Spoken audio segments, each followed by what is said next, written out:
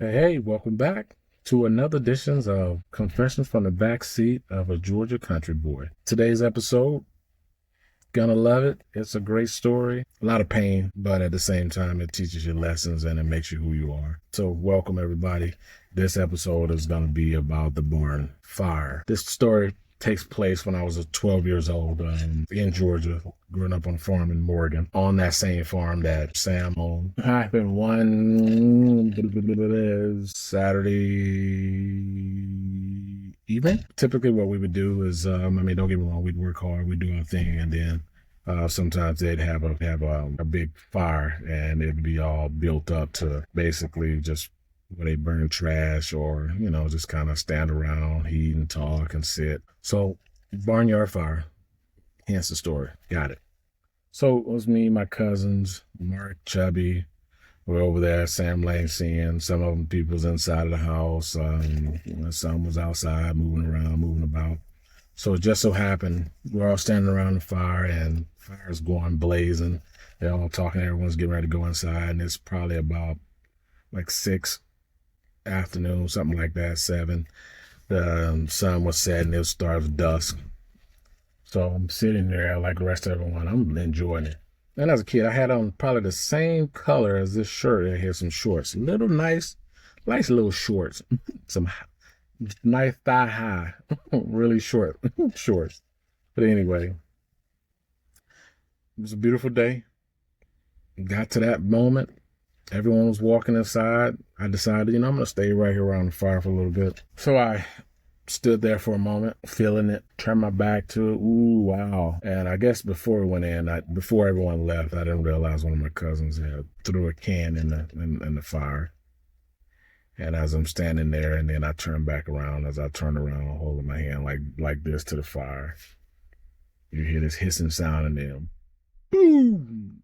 It just this huge, gigantic explosion.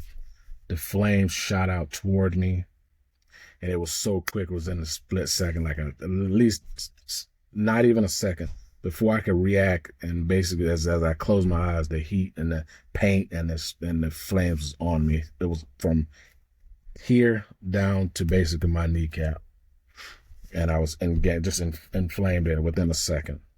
And I'll tell you what that was. It was basically one of my cousins, like I said, young kids, and they had threw a aerosol spray paint can in the fire. And I remember everyone was there around. All of a sudden, everyone walked away, and then here I am just standing there. So it exploded on me. So my face is covered in flame and paint. My body, my arms, as you can see. I don't know if you guys can see it, but you see that two-tone from all that, from there down. So I'm covered in flames. I'm on fire. My shorts don't fly apart, my shirt. So I run and I'm burning. I'm just on fire. I see the door to go inside the house. I keep going because I'm just on fire. So I run around the house. I come back, and then I actually run upside, and run up the stairs. They see me coming, and I run past them through the living room, and I run to the bathroom, and I hop in the tub and turn the water on. And worst thing to ever do. I mean, as a kid, you didn't know that. All you know is just the fire and the heat that's on you.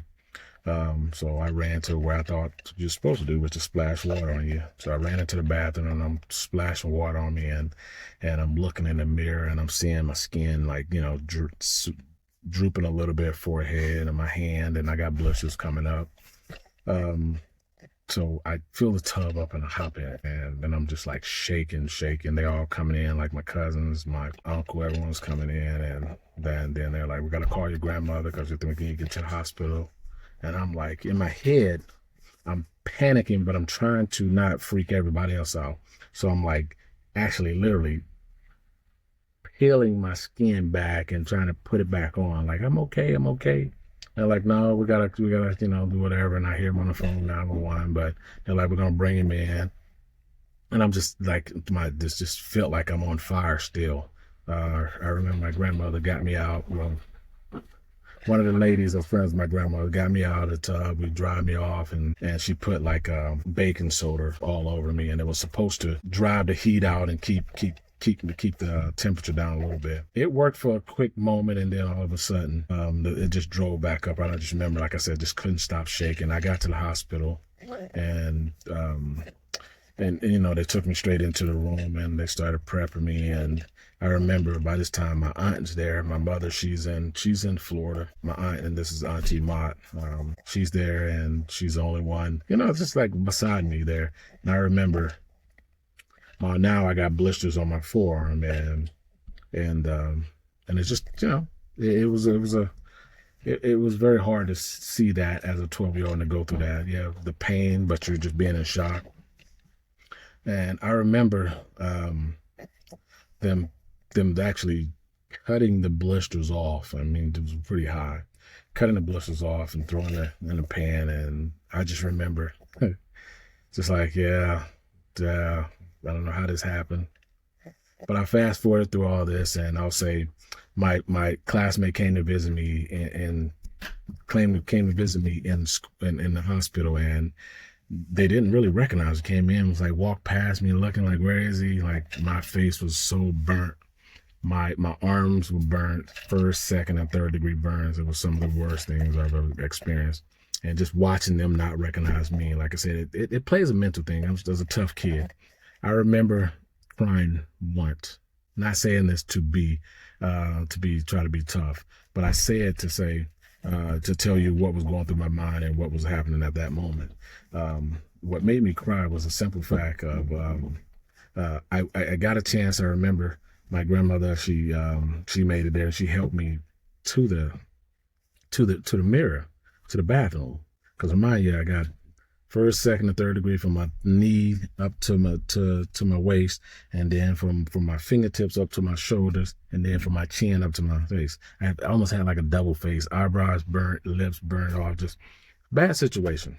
But thank God, you know, the situation worked out and he used it for good and where I am today. I wouldn't be who I am without that incident happening. I say this to say I don't want anyone to get burned, but just the fact of you can overcome anything. So that one moment that had me at the tear, I looked in the mirror and I saw my face and what it looked like. And I remember just saying, I'm never going to have a girlfriend. Because that's what I felt like. You know, you see that thing, you're like, dang, that looks like the Elephant Man. Good Lord. I was like, who can love that person? And that's what was going through my mind and my heart at the moment. And it was very sad for me because I let that one tear out, and then I remember Grandma actually telling me, you know, it's going to be all right. So I've always had nothing but trust in my grandma, my aunt, my mom, and I believed it. So fast forward, she comes and gets me from the hospital. I go stay with her for almost a month over there, you know, in Albany, and I was eating like 5, 6 of her bananas every morning. I love bananas, but they told me it was good, the potassium good for my skin. So I don't know if God infused those bananas and gave me back my complexion, or whether or not we were just strong black people built like that, which I think is a little bit of both. I know God has a hand in everything, the control of all things. But yeah, those bananas and just having faith got me through that. And some of the lessons I want to give to people is this: you can overcome anything, no matter how painful, how big it is. Just have a little faith. Thank you, Auntie Mai, for sharing with me your home, your love, and the support. To the rest of my family, thank you all. Yeah, that was my story, man. That barnyard fire, stay away from them damn things. There's nothing but hell in fire. All right, guys, I love you. Take care. Peace.